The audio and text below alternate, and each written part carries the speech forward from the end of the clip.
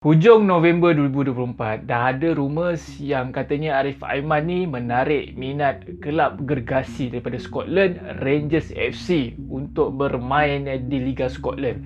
Tapi setakat rumours lah, tak ada official statement daripada Rangers FC ataupun JDT. Tak lama lepas tu, Januari 2025, dikabarkan gergasi Liga Iran pula, Persepolis FC, nak cuba sign Arif Aiman. Rumours ni sampai di pick up oleh laman web transfer market. Tapi sama juga tak ada official statement daripada Persepolis ataupun daripada JDT. Sebelum ni pun aku dah buat video cerita pasal baik buruk kalau Arif Aiman pergi ke Liga Iran. Nasib baik lah Arif tak pergi sebab Iran sekarang ni tengah konflik. Sekarang ni Januari 2026, katanya ada gergasi daripada Liga Korea Selatan. Jeonbuk Hyundai Motors berminat nak sign Arif Aiman. Rumours ni mula datang daripada IG portal sukan Korea Selatan On Time. Based on portal ni, katanya kalau dua player Jeonbuk di posisi winger, Song Min Kyu dan Patrick Tumasi berhijrah, diorang akan cepat-cepat offer Arif Aiman. Setakat ni Song Min Kyu je yang dah sah ke FC Seoul pada 21 Januari yang lepas.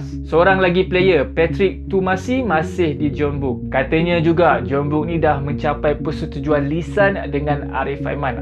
Entah bila dah diorang deal. Mungkin time Arif Aiman tengah injet ni ada banyak masa, time tu lah diorang deal. Mungkin time Arif Aiman tengah buat burger ke, diorang ada video call, manalah tahu kan. Liga Korea Selatan ni sekarang memang tengah off season. Dalam tempoh transfer window akan kick off awal Mac 2026. Rules baru kali ni pula, tak ada limit untuk klub sign player import, tapi just boleh turunkan 5 player je dalam setiap match. So kelab-kelab Korea Selatan ni memang tengah rancak lah prepare team, termasuk juga dengan Jeonbuk. Musim 2025, Jeonbuk memang cemerlang angkat 2 kejuaraan, K-League 1 dan juga Piala FA. Total ada 10 kejuaraan K-League 1 dan 6 Piala FA.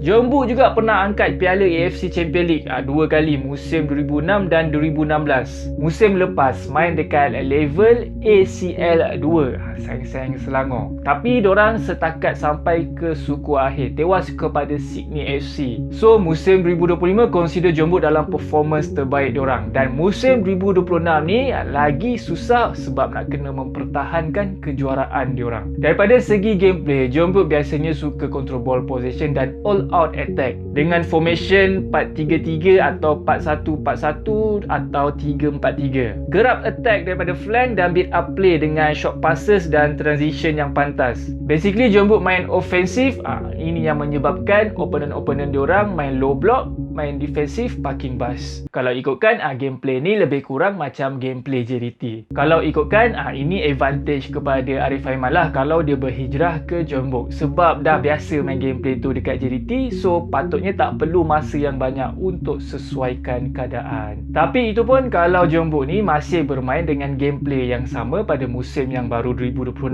ni. Sebab sekarang Gus Poyet bukan lagi head coach Jeonbuk untuk musim baru 2026. Head coach baru Chung Jun Yong yang kerap menggunakan formasi 4-4-2. Gameplay head coach baru ni pula bermain dengan possession football dan tactical balance. Biasanya dengan formation ni tak mengharapkan player flank untuk bawa bola membabi buta semata-mata ya. Sebab biasanya mengharapkan untuk link up play dan harapkan player midfield supply bola kepada dua striker. So player-player Jeonbuk, player lama ke player baru ke nanti, kena adapt dengan gameplay dan tactical baru yang diterapkan oleh head coach baru tu. Kalau Jeonbuk berjaya sign Arif Aiman, sebenarnya consider jackpot lah untuk diorang. Market value Arif Aiman sekarang ni masih bawah 1 juta euro. Tapi credibility Arif Aiman sebagai player dah terbukti. 4 musim berturut-turut MVP Liga Malaysia. Top 3 player terbaik Asia musim 2025. Top 4 dribbler terbaik dunia. Arif Aiman juga